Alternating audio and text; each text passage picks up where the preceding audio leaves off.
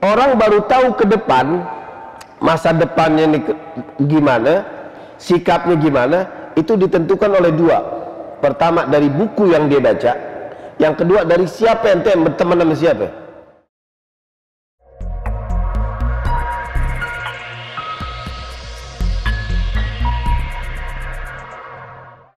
Bismillahirrahmanirrahim. Assalamualaikum warahmatullahi wabarakatuh. Alhamdulillahi wa kafa, wassalatu wassalamu ala sayyidina Muhammadinil Mustafa wa ala alihi wa ashabihi ahli sidki wal wafa. Allahumma salli ala nuril anwar wa sirril asrar wa tiryagil aghyar wa miftahi babil yasar Sayyidina Muhammadin al-Mukhtar wa alihi al-adhar wa ashabihi al-akhyar adada ni'amillahi wa ifdalihi, amma ba'd. Jamaah sekalian yang terhormat, guru kita bersama Al-Habib Ahmad bin Hasan Al-Idrus, ada Habib Fikri di sini bin Syahab, para asatidz yang lainnya, ada Al-Habib Ali Al-Haddad, dan para asatidz yang dirahmati oleh Allah Subhanahu wa taala, para tuan-tuan guru yang semoga ilmunya diberkahkan oleh Allah Subhanahu wa taala. Jamaah sekalian, kalau dibilang ceramah mungkin aneh ini enggak kayak orang ceramah begitu. Jadi modalnya mungkin kalau Habib Ahmad emang luwes banget, kalau Al-Fagir mungkin kayak orang ngajar udah. Jadi paling tidak kalau apa-apa yang disampaikan Al-Fagir emang kayaknya mesti fokus karena udah terbiasa ngajar, jadi penyampaiannya mohon maaf nanti mungkin penyampaiannya sifatnya kayak ngajar. Nah jamaah sekalian, biasalah kalau bulan Maulid itu saya juga sering dapat WA banyak. Biasalah Maulid itu nggak boleh ada segala macam dan segala macam ngomong, ini bid'ah, ini apa, segala macam. Tapi yang menjadi kadang-kadang kita ini di kalangan asatidz suka ditanya nih begini-begini gimana cara jawabnya. Kita agak kebingungan untuk nurunin bahasan doang sebenarnya, bukan untuk ngejawabnya. Artinya begini, kalau kita bilang di kitab ini, pertama ini orang belum tentu punya kitab, belum tentu di rumahnya di kitab. Andai kata di rumahnya dipinjemin kitab pun belum tentu dia bakal buka. Ya belum tentu dia buka. Habis gitu dia pulang segala macam, selesai sudah. Tapi yang ana bilang begini, orang mengadakan peringatan Maulid mau tidak mau sebenarnya ada kesan aja. Manusia itu dalam hatinya pasti dikasih fitrah yang namanya romantis. Ada sifat romantis. Contoh, saya pernah muat di salah satu beberapa posting tuh, saya bilang begini, peristiwa itu tempat sama waktu sebenarnya biasa-biasa aja, nggak ada yang istimewa. Tempat dimanapun nggak istimewa, sekalipun di Mekah nggak istimewa. Bulan apapun juga nggak istimewa. Yang mengakibatkan bulan dan tempat itu bisa menjadi istimewa karena ada satu peristiwa di situ. Bisa jadi ada satu peristiwa.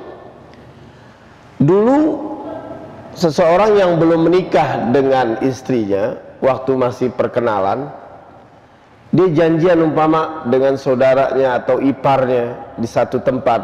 Tempat itu biasa, mungkin menunya biasa, nggak ada yang istimewa. Tapi karena tempat itu pernah dia bertemu dengan seorang yang sekarang menjadi pendamping hidupnya, tempat itu yang tadinya biasa sekarang menjadi istimewa. Kenapa? Ada satu peristiwa di situ dengan bertemunya seorang kekasih. Musik juga begitu. Umpama ada satu lagu, dulu lagu ini biasa-biasa aja. Umpama lagu Mas Habi, lagu-lagu apa gitu, biasa ini lagu. Tapi karena lagu itu bertepatan dengan kita ketemu seseorang, lagu itu bisa menjadi istimewa. Suatu saat kalau kita lagi naik mobil dengar itu lagu lagi, pasti pikiran kita akan terbawa kepada pertemuan dengan seseorang itu. Sama, dulu tempat itu biasa-biasa aja. Kita dulu di Bangil tuh, ya Habib, di daerah Raci itu ada satu tempat rumah makan biasa-biasa aja, menunya juga nggak istimewa. Tapi karena kita pernah waktu saat itu dikenalkan, kemudian akhirnya kita menikah, akhirnya tempat itu kalau kita lagi pergi barengan bisa menjadi istimewa. Sama, bulan Maulid juga begitu. Bulan Maulid bisa jadi hujan, ada pohon lagi jatuh, tetapi bulan itu bisa menjadi istimewa bukan karena bulannya, bukan karena harinya, tapi karena ada satu peristiwa yang dimana dilahirkannya Sayyidil Wujudi Sayyidina Muhammad. Nah itu luar biasa. Begitu juga satu tempat, Mekah tuh panas banget, orangnya kasar. Ini Habib Ahmad, yang Habib Fikri ini mungkin udah sering ya ke sana. Panas, kasar orang-orangnya. Lebih enak Depok adem. Tapi kenapa Depok enggak Mukarramah? Kenapa Mekah bisa jadi Mukarramah? Karena di Mekah itu dibangun Buniya fihal Ka'bah wa wulida fiha Sayyidil Wujudi Sayyidina Muhammad. Karena ada Ka'bah dan dilahirkannya Sayyidina Muhammad. Kenapa Madinah disebut Munawwarah? Dulu namanya Yathrib. Atau kita Bekasi enggak Ghairu Munawwarah. Kenapa? Karena di situ Nabi hijrah bersama para sahabat-sahabatnya dari kaum Muhajirin. Di situ ada orang-orang Ansar. Nah, berarti ambil kesimpulannya, satu bisa menjadi istimewa karena di situ ada satu peristiwa. Sama dengan Sayyidina Muhammad SAW. Bahkan seorang penyair mengatakan, wulidal huda fal kainatu diya'u wa famuz zamani tabassumun wa thana'u yaumun yatibu 'alal mar'i sabahuhu wa masa'uhu bi Muhammadin wadda'u. Lah, di hari dilahirkannya Sayyidina Muhammad, semua alam ini tersenyum. Hari dimana ketika dulu gelap sekarang bisa menjadi terang dikarenakan dengan adanya Nabi besar Muhammad Sallallahu Alaihi Wasallam. Makanya beliau pantas ketika Al-Habib Ali bin Muhammad Al-Habsyi, tadi kita baca di sini Tudurar itu, di akhir-akhir kalimat sebelum doa pantas ada kalimat beliau katakan apa? Fahassuna minni an umsika a'innatal aklam fi hadzal maqam wa aqra as-salam ana sayyidil anam. Fahassuna minni, alangkah baiknya dariku, an umsika a'innatal aklam, agar memberhentikan jalannya ini pulpen. Berat untuk menceritakan Nabi besar Muhammad. Makanya kita menceritakan Nabi besar Muhammad SAW nggak cukup dari maulid, nggak cukup dari riwayat-riwayat yang diceritakan. Kita harus terus belajar dari mana? Dari majalis ilmu. Di sini alhamdulillah ada Habib Ahmad mengajarkan bagaimana dikenalkan ajaran-ajaran Nabi besar Muhammad. Ajaran Nabi Muhammad itu ajaran Islam yang dikasih Allah kepada Nabi besar Muhammad dan dikasih tahu ke kita ini penuh rahmah. Innama ana rahmatun muhda. Kami ini rahmat yang dihadiahkan oleh Allah untuk kalian semua. Makanya ajaran-ajarannya penuh rahmat. Contoh, maaf, kita buang air kecil, itu nggak boleh. Buang air kecil itu sembarangan. Makanya di dalam fikih nggak boleh kan buang air kecil itu di pohon atau di lubang yang di situ ada tinggal apa, barangkali di situ nanti ada binatang. Ya, antum lagi buang air kecil, sian semut, banjir bandang. Ya iyalah, nggak rahmah di situ. Betul-betul ajarannya luar biasa. Terus bagaimana ya ketika Allah memerintahkan kepada Nabi besar Muhammad SAW, apa yang beliau katakan? Fabima rahmatin minallah lintalahum. Kalau bukan karena rahmat Allah, kau tidak akan lembut. Apa? Walau kunta faddan ghalizal qalbi lan faddu min hawlik. kalau kamu ini keras dan hatinya ini keras, sikapnya kaku, apa kata Allah? Lan faddu min haulik, umatmu akan berpaling darimu. Kita ambil pelajaran dua. Apa? Faddan ghalidhal qalb. Ada kasar, hatinya kaku. Ini nggak boleh. Kalau pilih boleh nggak? Nggak bisa. Ada orang, maksudnya Al-Quran gini, ada orang yang hatinya lembut tapi mukanya kasar, omongannya kasar, baik, baru ngasih duit, ngasih makan, tapi ngomongnya kasar. Saya pernah nemuin tuh, lu minta duit lagi, kemarin minta duit lagi, nih kasih tuh 300, dasar lu nggak, omongannya kasar tapi ngasih duit. Ada lagi orang yang senyum baik gitu, Masya Allah, hatinya kaku.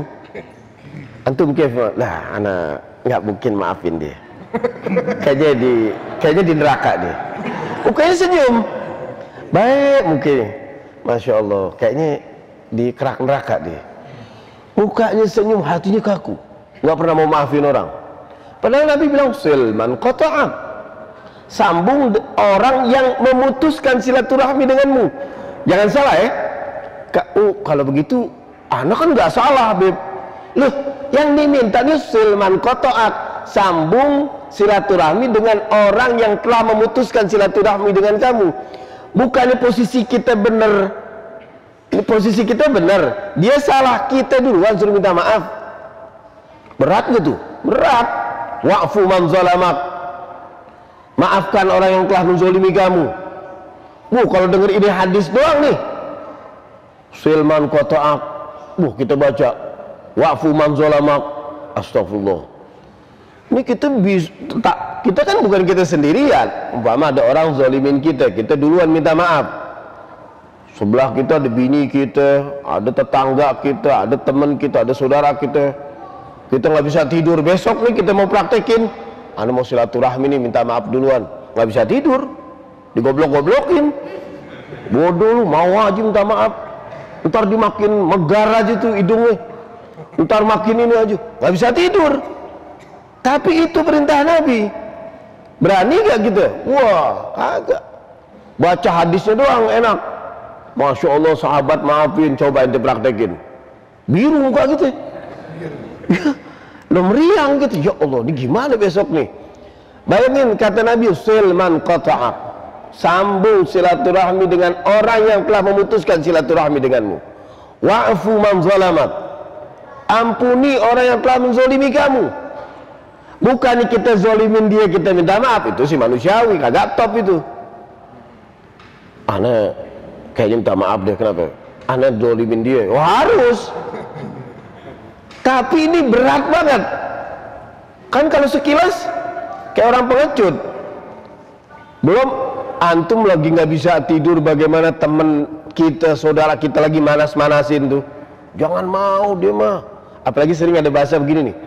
Dia tuh harus digituin. Kalau nggak bakal paham dia. Masuk dia tuh. Meresap ke dalam otak kita, ke ubun-ubun kita, ke hati kita. Akhirnya kita ngomong, benar juga tuh. Nggak jadi. Bayangin, walau kunta faddan ghalidhal qalb, keras hatinya, nggak bisa. Jadi gini, orang baru tahu ke depan, masa depannya nih gimana, sikapnya gimana, itu ditentukan oleh dua. Pertama dari buku yang dia baca, yang kedua dari siapa ente yang berteman sama siapa. Kalau ente punya teman, Nabi sering gambarin kalau temannya dengan tukang parfum, kecipratan kita baunya. Kalau kena temennya sama orang tukang pukul besi, ente paling nggak kena sesak napasnya. Ini punya temen, jangan sampai kita yang membuat kita ini habis waktu di situ. Pertama diajarin dalam kitab akhlak. Syekh Syubbar bilang apa? Pertama, jangan suka berteman dengan orang yang suka ngeluh. Tinggalin tuh, mukanya belipet mulu. Ada muka-muka orang yang nggak bersyukur sama Allah, lihat deh, hidupnya susah mulu perasaan. Perasaan hidup ini nggak ada nikmat-nikmatnya, ya. mukanya susah, diajakin makan, dia komplain sama makanannya. Diajak makan, makanannya enak, dia komplain sama jaraknya jauh. Dia ini segala macam, ininya lah. Ini orang bukan nyari solusi setiap masalah, tapi nyari masalah di setiap solusi. Yang begini tinggalin, nggak boleh. Wa'rid anil jahilin, khudhil afwa ahsantum. Ambil kalian tuh maaf. Khudhil afwa wa'mur bil ma'ruf bil uruf. Perintahkan kamu tuh untuk berbuat baik. Wa'rid anil jahilin. Tinggalin yang bodoh-bodoh, tinggalin. Bodoh di sini bukan berarti nggak tahu ilmu, tapi sikapnya kira-kira ini kayak ngabisin waktu. Tinggalin sudah. Yang berikutnya, teman yang harus ditinggalin kita ambil dua doang. Yang suka ghibah, membicarakan orang lain. Antum jangan salah, kalau punya teman ada istimewa tuh ngomongin orang cuma nama antum doang, antum jangan dianggap istimewa. Oh dia masya Allah tuh kalau curhat amanah terus, curhatin ini curhatin ini. Jangan salah. Kata Ibn Abbas dibilang apa? Kalau umpama ada orang yang suka jelek-jelekin orang di depan antum, ketahuilah nanti giliran antum dia jelek-jelekin depan orang. Kita belum gilirannya aja. Ini kan ghibah, penyakitnya siapa aja, sampai penyakitnya orang-orang yang alim juga ghibah, gunjing. Awalnya dari hasad, dengki. Ada orang ngomong begini, tapi aneh sih alhamdulillah Bib, aneh nggak pernah ngomongin orang, tapi aneh bagian dengerin aja. Sama aja loh. Dan ini orang bisa ghibah karena ada yang mau denger. Coba ente lewat, ngomong sama siapa dia? Kasih ember tuh, aneh jalan dulu ya. Itu masih ember, ngomong sama ember tuh. Dan mau. Ada orang yang suka ngambil-ngambil celah-celah mau nyari gibah, pengen banget gibah, nyari-nyari pembenaran. Dengerin ada ustadz, alhamdulillah dibahas gibah. Dia lagi nyari titik-titik yang supaya dia bisa ngegibah nih. Kebetulan ustadz, kebetulan ada bab ngomong begini. Boleh ngomongin orang, tapi jangan sebut namanya. Wah, alhamdulillah juga nih. Wah, kalau udah meriang dia kalau agak gibah nih. Alhamdulillah dia mulai deh tuh ngomongin orang, tapi berhasil nggak sebut namanya. Tapi ciri-cirinya mirip. Sama aja. Lu tahu gak rumah si anu tuh yang cat kuning, rumahnya cat kuning. Kuning. Bapaknya tukang daging, orang Banten, tahu gak? Oh, nah, dia adiknya temen gue. Nah, kakaknya tuh yang kerja di bank. Tinggal dia doang belum. Semua udah disebut, tinggal dia doang belum. Yang diajak ngomong gini, si anu bukan? Nah, lu yang sebut namanya, gue enggak. Lu gibah lu, nggak boleh. Dia ceramain tuh orang. Ini culas ini. Nah, yang satu dua gitu. Yang satu ngomong begini, dengar ustadz. Oh, gibah. Oh enggak, pakai depannya pakai tameng lain. Pakai maaf-maaf.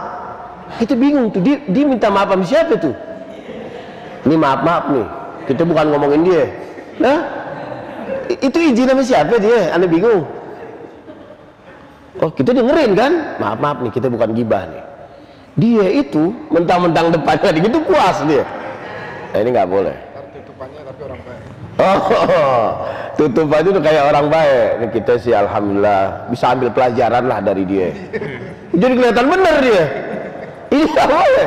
Makanya kata Al-Imam Ja'far radhiyallahu an, beliau katakan apa? Al-julus fil masjid ibadah, fi intizarus shalah ibadah. Duduk di masjid untuk menunggu waktu sholat ibadah. Malam yahduth, selama ente belum melakukan dosa. Qila, ditanya, wa mal hadas, apa dosanya ya Rasulullah? Apa tuh dosanya? Dosanya adalah al-ightiyab. Yang satu lagi dalam riwayat dikatakan al-ghibah. Dosanya ghibah, gunjingin orang. Jadi antum nih umpama habis sholat maghrib mau nunggu waktu isya, selonjor-selonjoran gitu, ngobrol itu nih. Itu dapat pahala. Selama antum nggak ngomongin orang. Ketika udah ngomongin orang, udah dosa. Nah kita ini ngeliat bukan cuma ngomongin orang. Ada satu masjid perayaan isinya itu mau balik ngomongin orang. Oh dihabisin orang, habis-habisan. Itu yang hadir, wah seru. Tinggal belum kurang lempar-lempar baju aja tuh yang hadir tuh. Dengan nonton bioskop. Seru nih, seru. Kita nih ya kita jelek-jelek gini pernah dapat undangan ceramah lah. Itu supirnya sampai ngomong gini, Bet, nanti ceramahnya yang seru nih, gasak itu deh, gasak anu. Siapa nih? Yang satu lagi Beb, ceramahnya yang lucu dipesen. Jadi dia pakai request, bayangin. Dia bilang, ente ngundang Sule aja, dia bilang. Yang jauh memang dia kerjaannya. Nah kita kan dai, masa gimana? Ada orang akhirnya kalau sering ngelucu, mau balik sering lucu atau ceramahnya umpama siapa aja, itu kan sayang tuh kitab-kitab yang di lemarinya dia, kalau dia punya kitab ya, yang umpama sayang nggak dibaca itu. Dan kalau lucunya berhasil, besok diusahain lagi tuh di tempat lain. Kayaknya kemarin berhasil tuh, berhasil lagi di tempat lain, akhirnya ilmunya nggak ada manfaat. Nah ini nggak bisa, wa'arid anil jahilin, itu harus begitu. Nah di kesempatan ini alhamdulillah tadi kita ini aneh ngomong kemana aja nggak apa-apa ya. Ini mental-mental. Katanya ciri-ciri orang jenius sama orang gila itu bersama. Orang gila ngomong terus kemana-mana kagak ada juntrungannya.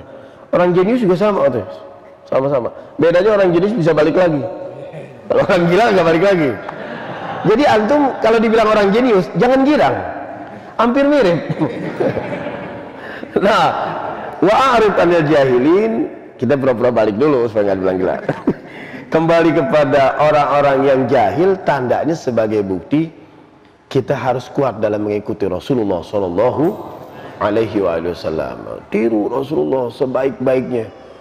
Jadi Rasulullah betul-betul wa'fu wasfahu, luar biasa. Maklumin orang, oh ini orang maklumin, ini orang maklum. Maklum itu artinya kurang lebih. Di zaman Rasul terakhir cerita deh. Anda sendiri kurang percaya diri nih kalau kelamaan. Di zaman Nabi ada orang Badui kencingin masjid. Oh kita udah sering dengar itu. Kalau kita di Indonesia ada orang kencingin masjid, penistaan agama.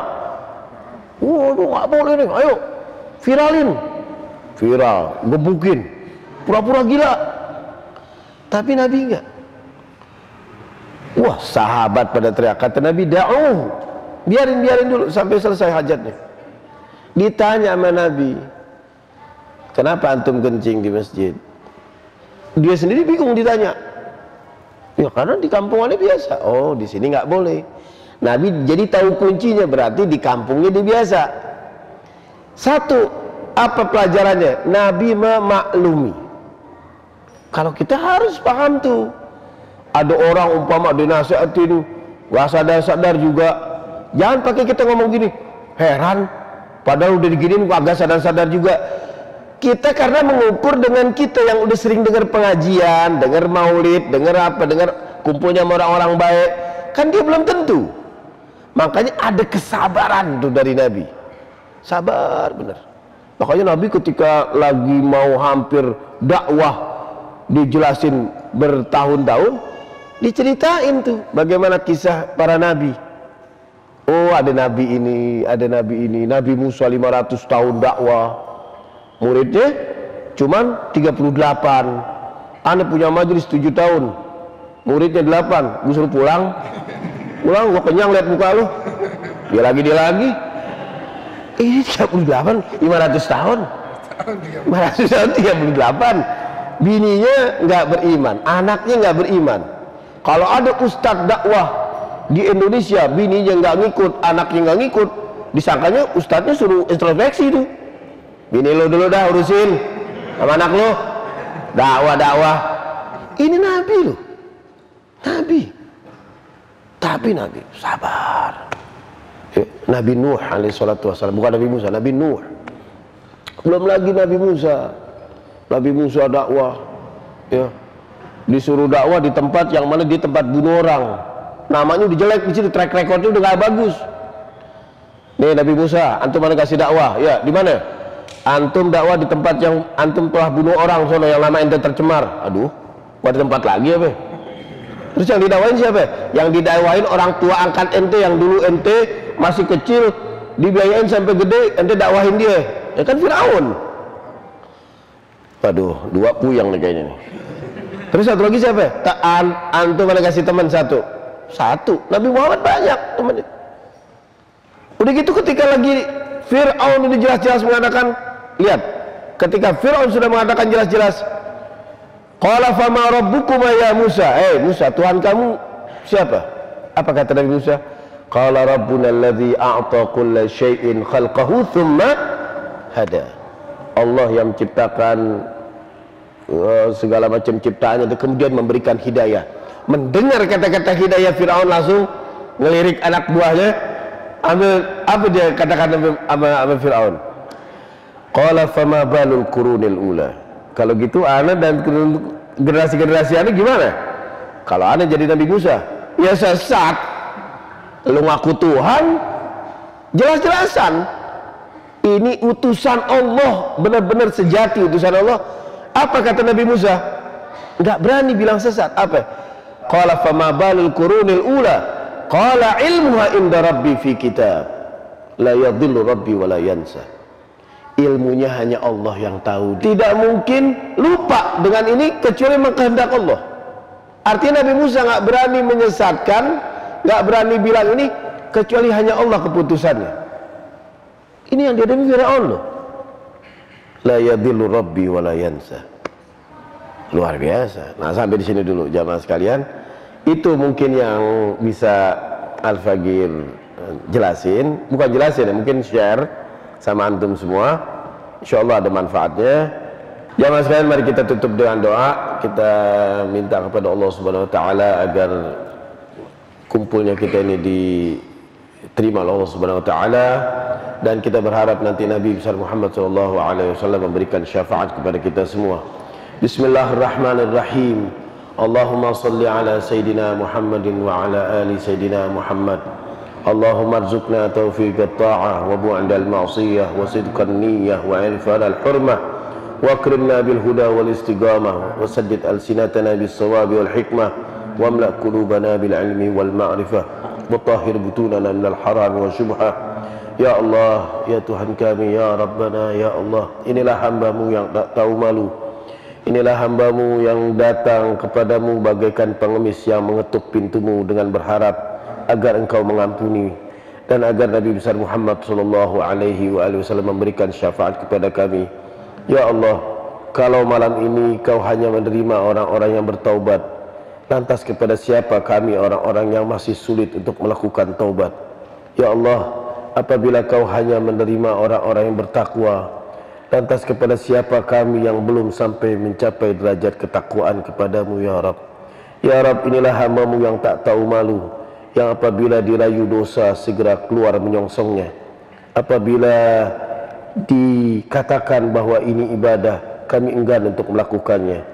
Inilah hamba-Mu yang tidak mempersiapkan amal soleh sebagai tikar kami ya Rabb. Ya sari'ar ridha, wahai yang paling cepat ridhonya. Ighfir liman la yamliku illa du'a. Ampuni orang yang tidak memiliki apa-apa kecuali doa. Wasilahuhul buka, senjatanya hanyalah tangisan.